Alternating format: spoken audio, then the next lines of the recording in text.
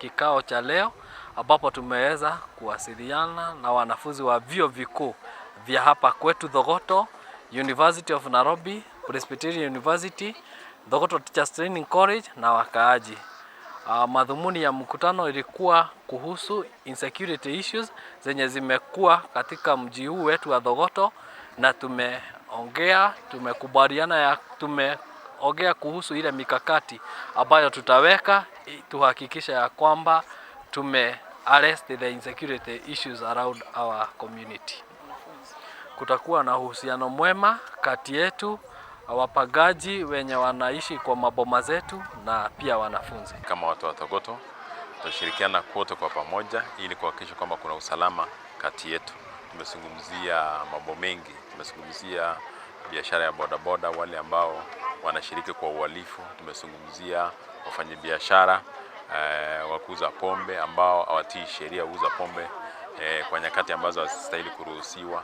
Tumezungumzia pia wahalifu ambao wanatokea sehemu za kule Nairobi, na tumekubaliana kwa kauli moja kwamba jamii ya Thogoto, wanafunzi watashirikiana na sisi kwa kutupasha habari ili tuweze kuchukua hatua.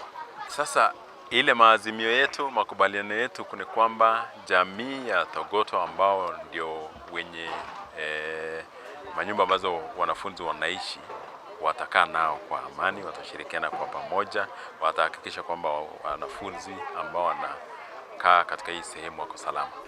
Wanaweza sasa kuendelea na masomo yao bila shida yoyote, bila kuwa na tashwishi yoyote, kwa sababu yale mazungumzo tumekuwa nayo yameleta baraka sana, yameleta makubaliano kwamba wahalifu wachukuliwe kama wahalifu na sio wanafunzi na sio wafanyabiashara. Yule mhalifu ambaye ametenda kitendo cha uhalifu achukuliwa hatua ya kisheria. Kama mtu binafsi tumeweka special team ambayo itakuwa inafanya patrols kwa hii sehemu kwa huu muda ambao tumekuwa na challenge. Team ya watu 13 ambao watakuwa kwenye kituo kufanya patrol kila wakati ili kuhakikisha kwamba usalama umerejeshwa. Ni mambo ambayo imekuwa na changamoto ya kuwa hatuna security, na watoto wa Pwea, watoto wa UN, watoto wa college wamekuwa wakilalamika wanapigwa na watu wa bodaboda.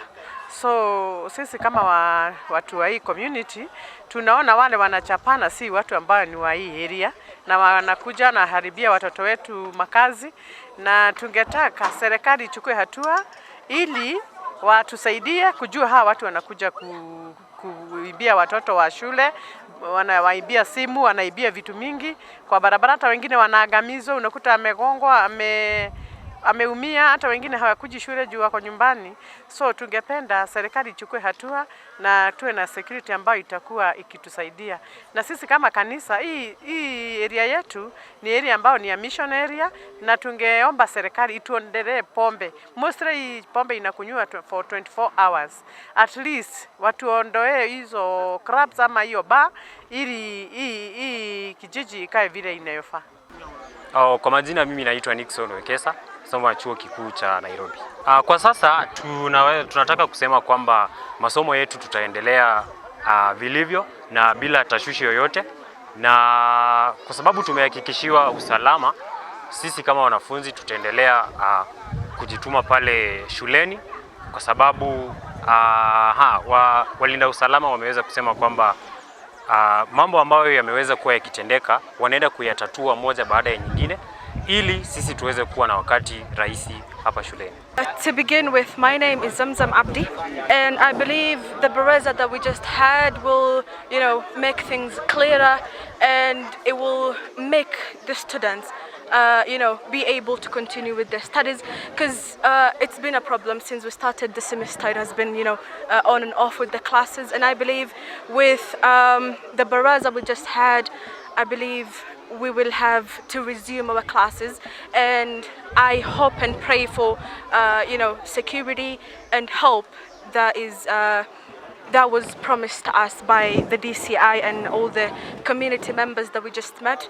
And I believe moving forward, classes will resume, and we pray and hope for security.